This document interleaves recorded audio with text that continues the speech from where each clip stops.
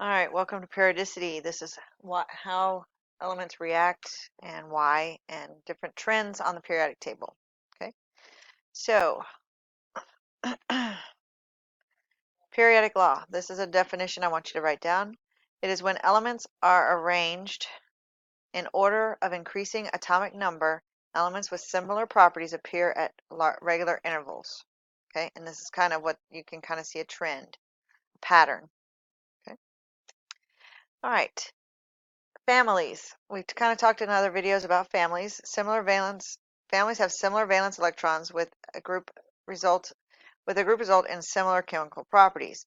If you don't remember what valence electrons are, it's the outermost shell of with electrons in it. So like this column right here, I'll have one valence electron, 2, 3, 4, 5, 6, 7, and 8. The transition metals we don't worry about for valence electrons right now. All right, so we have the alkali metals. They have one valence electron. Alkali earth metals have two. We don't have anything for the transition metals. These have 3, 4, 5, 6. And then we go to halogens, which is 7, and noble gases, which is 8. All right, a periodic trend that we have on the periodic table is called electronegativity. It is the degree to which an element tends to gain electrons to form negative ions in chemical reactions. Negative ions are called anions, remember? So we're going to increase going all the way over to fluorine. Fluorine is has the highest electronegativity. The noble gases have no electronegativity. They are 0. Why? Because they're full and they don't want to bond with anybody. It also increases as you go up to fluorine. So as we go across the periodic table and we go up the periodic table, we get an increased electronegativity. Okay, another trend that we have is the atomic radius, the size of the atom. First ionization energy is another one that we're going to talk about, and it's energy required to remove one electron from a neutral atom. So I want you to write both of these down in your journal. They are definitions. So a radius is the size, and it goes from the nucleus out. Ionization energy is the energy required to move one electron from a neutral atom. And then we have melting point. That is another trend that we're going to talk about. And boiling point, sorry. Atomic radius. Okay, so if you notice, we have lithium, and then we have neon, sodium, and argon, and krypton. If you notice, the radius starts to increase as you go down the periodic table. So here's like what happens. It increases going from the left to down. So it's the opposite of electronegativity. So here we go down the column, and then, or if you go across, okay?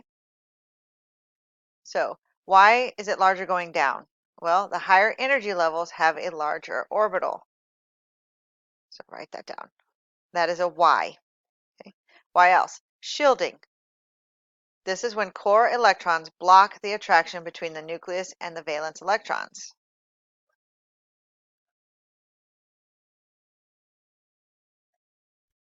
Why smaller to the right? Because increasing nuclear charge without additional shielding pulls electrons in tighter. So this is why it gets smaller when you go to the right, because the nuclear charge without additional shielding pulls the electrons in tighter. They don't want to get rid of them. Okay. So first, ionization energy. If you notice, it's the opposite of what the atomic radius was. The larger the atomic radius, the lower the first ionization energy is. The higher the radius, and vice versa. Okay. I think I just forgot what I was saying.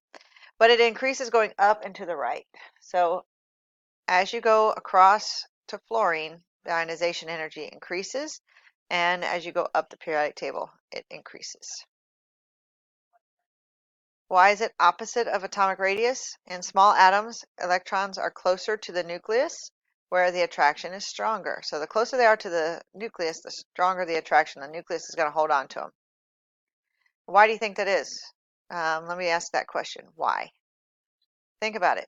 Your nucleus is positively charged. Your electrons are negatively charged. Opposites are going to attract. So why is there small jumps within each group? Well, stable electron configurations don't want to lose electrons. And we'll talk about electron configuration later on.